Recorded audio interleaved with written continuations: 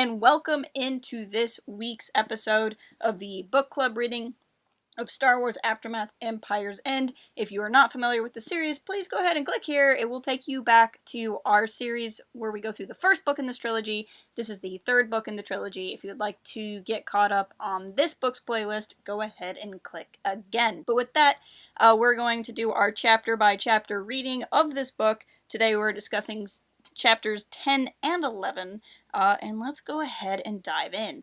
At this point in the book, Empire's End is starting to get a little bit of Aftermath Prime's pacing syndrome.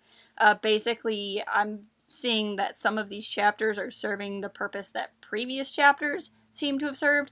There is still new stuff going on here, and there's still new information, but effectively what you have is you had the first Aftermath book. They had to set up how the galaxy functions post-Return of the Jedi, but they couldn't really get into too much because The Force Awakens hadn't been out. Then you have Life Debt. Life Debt came out after The Force Awakens, even though they are decades apart. You can at least, at that point, start saying certain things. You have a little bit more freedom. And Life Debt was a book in of itself. Now you have the conclusion, and the conclusion is this, right here on the cover. And now what we have is a whole book to get to this.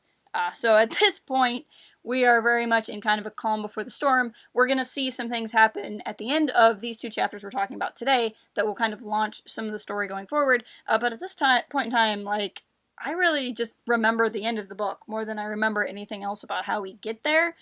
So while I still really like this book because the ending is phenomenal, I'm kind of like ready to get to the ending.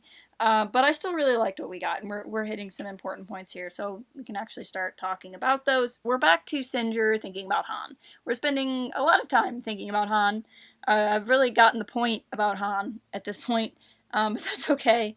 I think at some level, the pacing issues become more apparent because I'm literally reading a couple chapters a week. When I would just sit down and read the book, it didn't feel like this. It's kind of like binging a TV show versus watching it weekly. You see different flaws and you see different good parts depending on how you watch the show. It's kind of like this. Instead of binging the book, I'm reading it a little bit over time, and I'm like, okay, I waited a week. Let's move the story forward. But like I said, that's not really that much of a complaint. That's kind of the nature of the beast of how we're reading it. It is a point where it's becoming apparent, like, okay, we're thinking about Han again. Han is not one of the main characters of this book, but at least Han's restlessness is being used to kind of showcase how other characters in the book are feeling. I like seeing this thought process of Han instead of seeing Han from his own perspective or from Leia's. We're seeing it from Sinjir's. I like that Sinjir calls him a pirate as opposed to a smuggler. There is a difference. It's a subtle one, but a meaningful one, and I think it's interesting that Sinjir would use that term.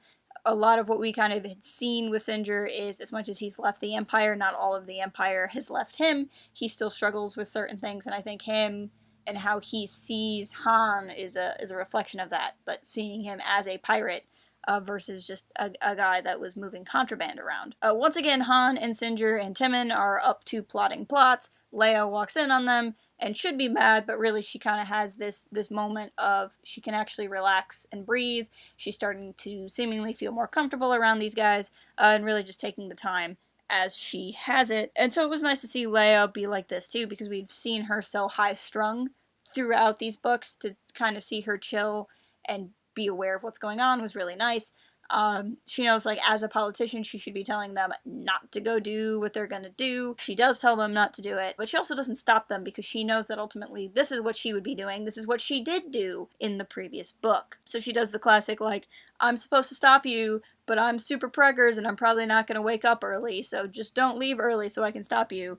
And that was a really cute moment between them. Another thing that pops up in this chapter is a thing that we're going to see a lot in the next two, which is Sinjir is really missing Condor. So he left Condor for, his own personal reasons. I think Sinjir is struggling at this point with feeling like he is only the terrible person that he's been. He's only the person that can torture and cause pain. And he left Condor because he feels as though he doesn't deserve to be loved. And that's something he's struggling with, and I think what he's finding is that he does really have feelings for Condor because of how much he's missing him, as opposed to missing having someone, right? Like, Sinjir doesn't have a general loneliness. He is lonely for a specific person. And I think that's really important to Sinjir, because the other thing with Sinjir is he struggles to make emotional connections. He has his connection with Jazz, and that's why he's so motivated to go to Jakku. But Jazz's connection is so different, and Jazz's connection is way less scary. Firstly, it's one of friendship instead of a romantic feeling. And secondly, Jazz is equally worried about being attached to someone and has a kind of similar background.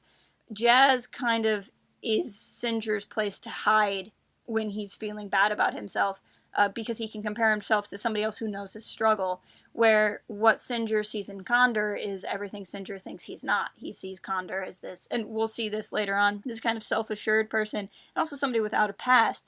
And this is really tied into Sinjir's kind of moral identity struggle right now.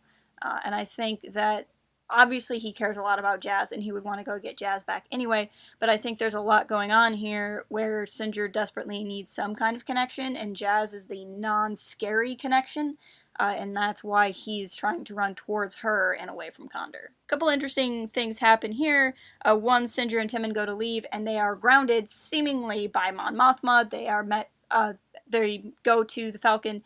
It is under guard, and they're told to leave, so that's a little shifty. Also, Leia gets some sleep, but this is one of the interesting points in the book. Leia has this dream where it seems as though Luke is calling out to her, and of course Luke hasn't been in these books, and she also sees this kind of dark shadow coming over her and coming over Ben. And this is kind of interesting because, one, is it Luke sensing her in this nightmare and reaching out to her, or is it the Force moving through her at all, and it's kind of representing itself through Luke? That's how her brain is able to process it. And either way, this dark shadow is really interesting. There's kind of two schools of thought. Some people think that the dark shadow is just foreshadowing in general, like Leia having a premonition in the Force and what her son will become, and others interpret it as Snoke actually being involved with Ben's turn so early as for it to start happening before he's even born. I don't think it's actually been established one way or another.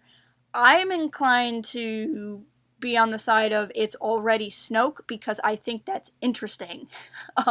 That to me is more interesting than Leia having a vision of the future, and I want to know more about Snoke. I'm happy that how it went in the film, but I am excited to eventually learn more about Snoke and learn when he kind of came into the Skywalker and Solo's lives, so that this could be at least foreshadowing, if not active influence, and Ben's eventual turn to Kylo makes it kind of an interesting thing to throw in here in the middle of all this other stuff going on. And then the big kind of plot point at the end of this chapter is Mon Mothma's political opponent, because there is an election going on right now, outs her for having known that the Empire is at Jakku and makes it seem like she's weak in keeping secrets. Of course, she's only known that they were at Jakku for literal hours and hasn't had time to draw a plan, and no leader in their right mind would take really, really important information and just, disseminate it until they checked on it and actually have an idea.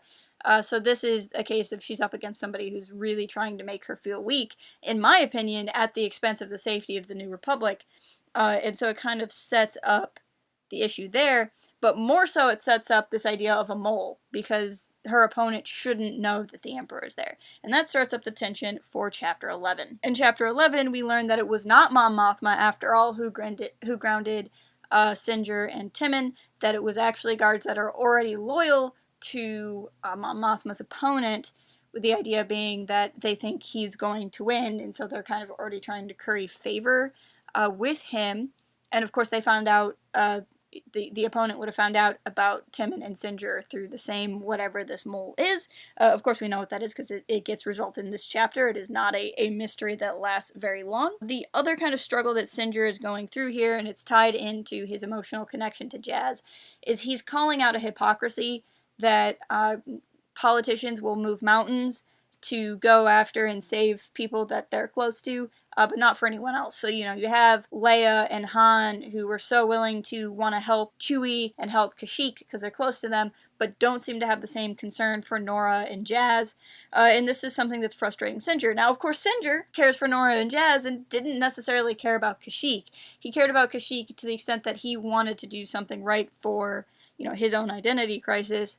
but even then, that was because Sinjar had a reason for him to do it, and it wasn't, if it wasn't Kashyyyk, it could have been any planet. But that's something that I do always find interesting in these kind of stories. We watch Star Wars, and when L3 dies in Solo, K2SO dies in Rogue One, when we see our droids die, or like R2 get shot in A New Hope, and we're so happy when he's not dead, it's a big deal because we're close to that droid. How many other droids get just destroyed? Like, Obi-Wan's R4 unit gets wiped out in the beginning of Revenge of the Sith, and there's kind of a moment for that, but we don't really care. And you see that on a larger scale with other characters. The protagonists care about the characters they care about. And it's an interesting question. This is something I do like to think about. The human brain, or the sentient brain, can't process caring for absolutely every person. And at the end of the day, you do have to make decisions. This book kind of keeps going back to, and Life Debt kept going back to, the question of, was Leia right to go to Kashyyyk and help liberate Kashyyyk? Obviously, we care a lot, because we care a lot about the Wookiees, we care a lot about Chewbacca. But Mon Mothma was correct that there's any number of planets like Kashyyyk. Was it right for Leia to prioritize Kashyyyk over something that could help more worlds than just Kashyyyk? And the question never really gets answered. Not to the book's discredit. The book actually points this out as part of the question that's being asked. Like, this is a very intentional thing that the book is doing, is that the idea is that Kashyyyk worked, and that's ultimately why it was the right thing.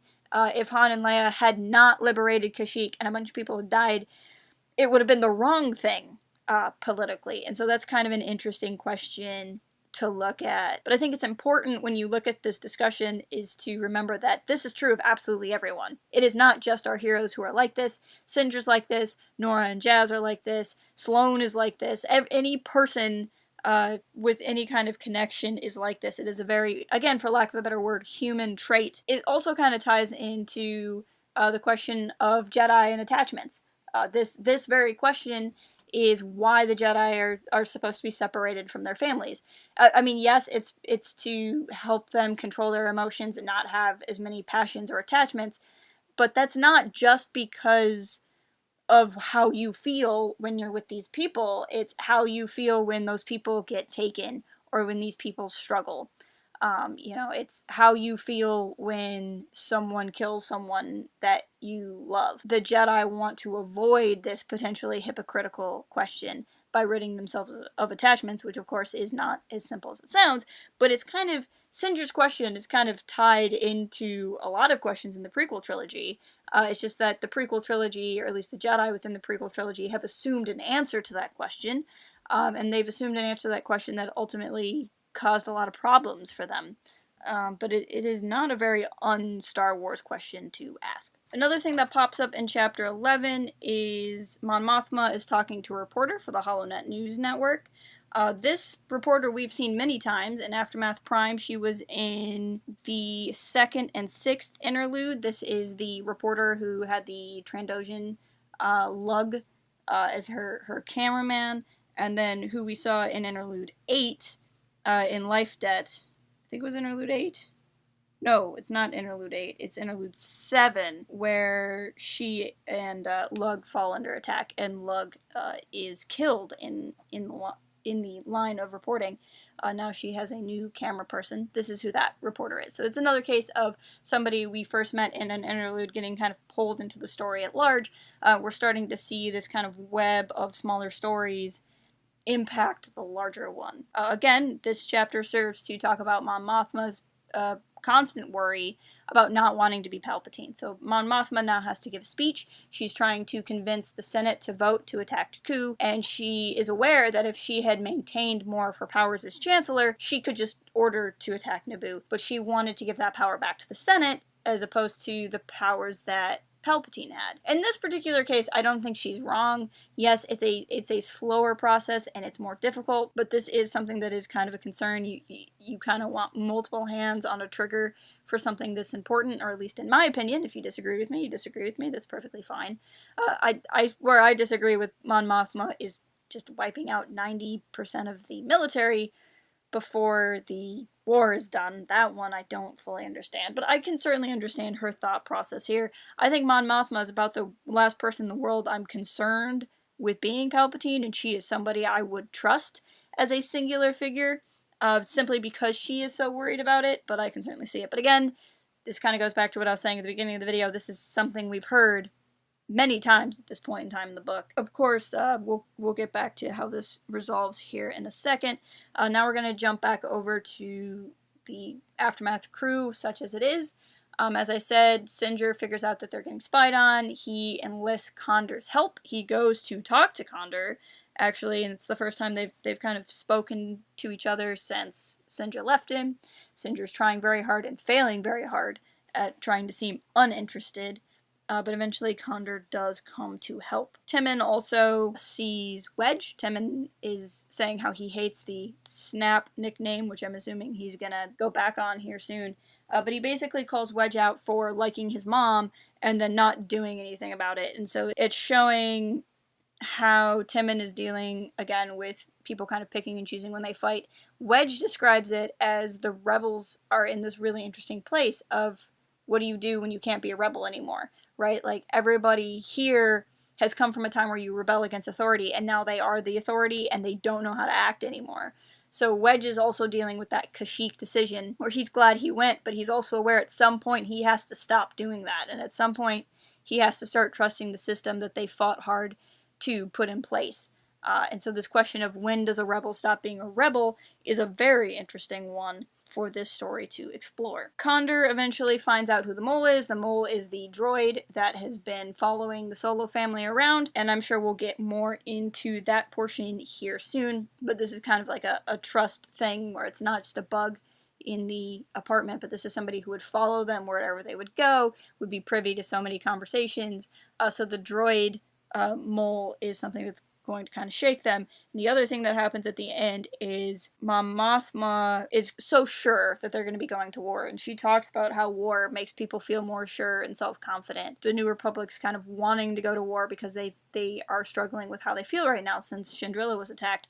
And then the Senate goes through and doesn't vote to attack Jakku. And so what we had here was several chapters building up to we're going to go and we're going to have the battle and we're going to have the thing on the front of the book, and now it's not happening. So now, as we get into part two is about what do they do when the system doesn't work, basically, and how the characters are going to react. And that's where we're going to leave it today. For next week, let's read chapters 12, 13, and the Interlude. 12, 13, and the Interlude. We'll get part 2 started. I feel like I was a little bit down on the book in this particular video. I don't mean to be.